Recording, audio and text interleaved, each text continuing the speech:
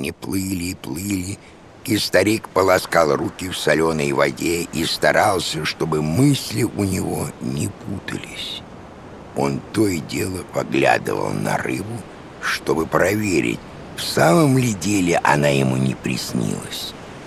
Прошел целый час, прежде чем его настигла первая акула. Акула догнала его не случайно. Она выплыла из самой глубины океана, когда темное облако рыбьей крови сгустилось, а потом разошлось по воде глубиной в целую милю. Она всплыла быстро, без всякой опаски, разрезала голубую гладь моря и вышла на солнце.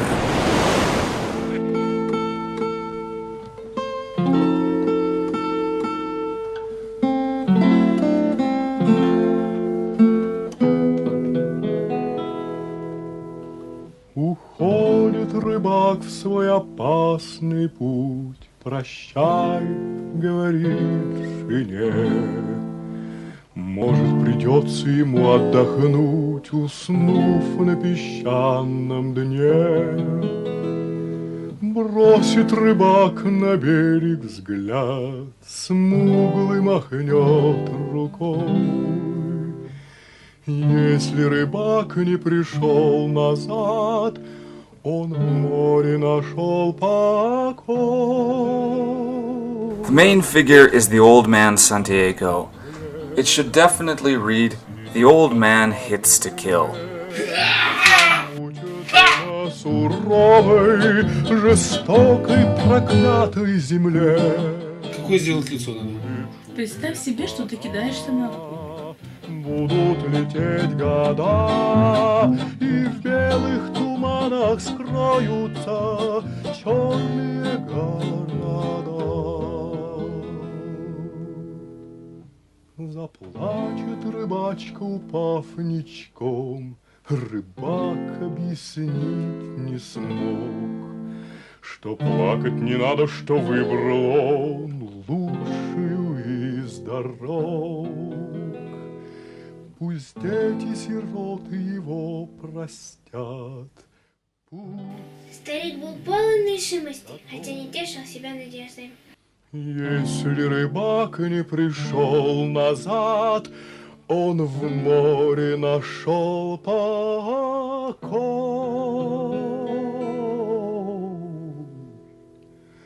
Лучше лежать во мгле, в синей прохладной мгле, чем мучиться на суровой, жестокой, проклятой земле.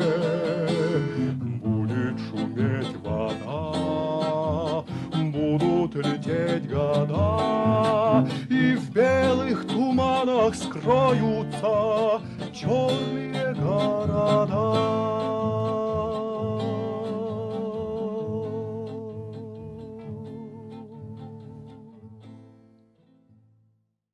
The Old Man's Battle with Sharks is the second culmination in Hemingway's novel. Sculpture makes its own rules.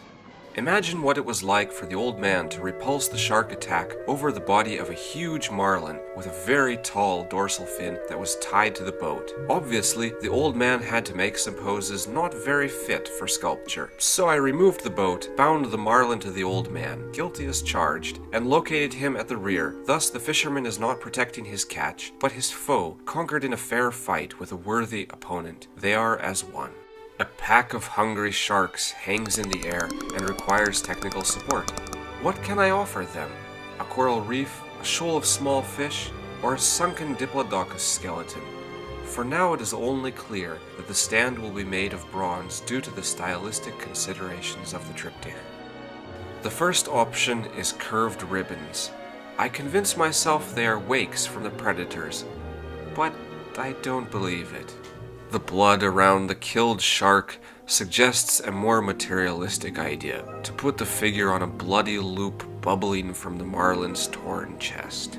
A sketch, some clay, a bit of wood, and the model is ready for casting. And suddenly, to my horror, this noble cloud starts to look at first like foam insulation, and then, oh no, why from the chest? And where does so much come from? And why does this pile need a handle with a flower? I comforted myself with the hope that these visions are born only in my imagination. But when I showed my colleagues this still life, roll over Hemingway, they said they saw the same thing immediately, and more than that, but it was not worth mentioning, so as not to offend me.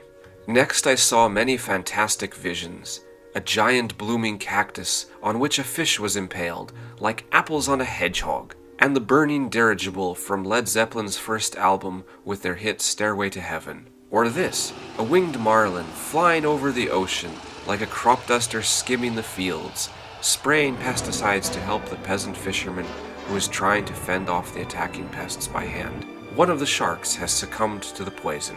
I was brought out of this short-circuited state by Vitaly Babichev. He suggested a whirlwind for the stand. This changed everything. The small spiral tail gave a thrust upward. The center of gravity was lifted up and coincided with the center of events. From the union of the whirlwind and the unconvincing ribbon-like wakes, a new character was born. If the first work depicted the sea as a bird, here the role of the vortex was played by the curved spirals of a three-bodied serpent with a foaming head, similar to the cloud from which a whirlwind is born. The psychological coloring of the stand changed from positive to negative. As in the first piece, the sea was a neutral field for a fair fight between opponents, but now it was an enemy supply line.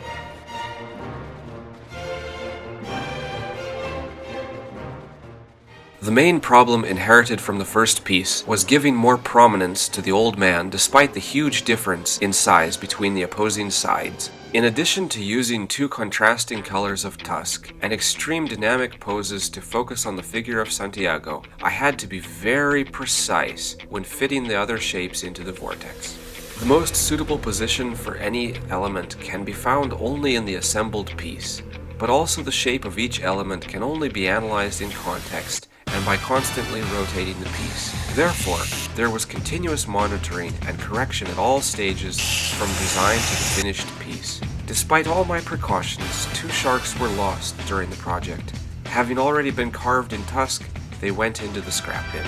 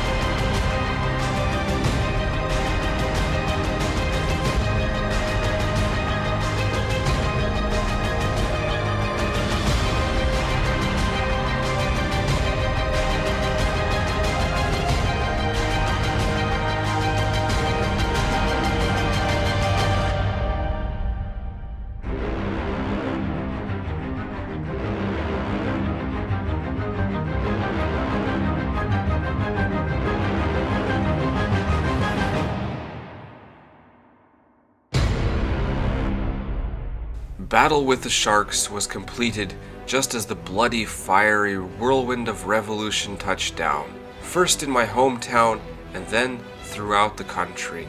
The good intentions of the deceived and humiliated, and their own hearts, hands, and heads, under the control of the devil, began bridging the way to hell. And this was not fiction.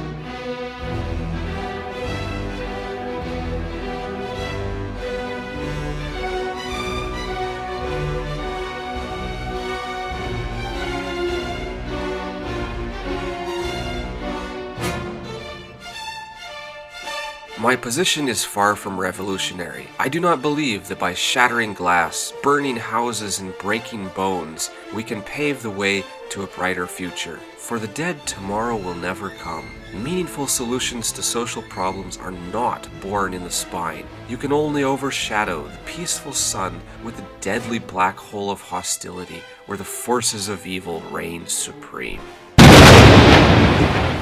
Nevertheless, my composition struck a note with the times. The Sharks are gangsters of all sizes, from small provocateurs to heads of state. The blue marlin, his coloring is fittingly blue and yellow, a yellow stripe lining his blue back, is Ukraine, our breadbasket, and the old man is the people. The old man defends his sustenance, but cannot prevent the sharks from tearing and gnawing the fish down to a skeleton. He's too far out to sea, and the boy is not with him.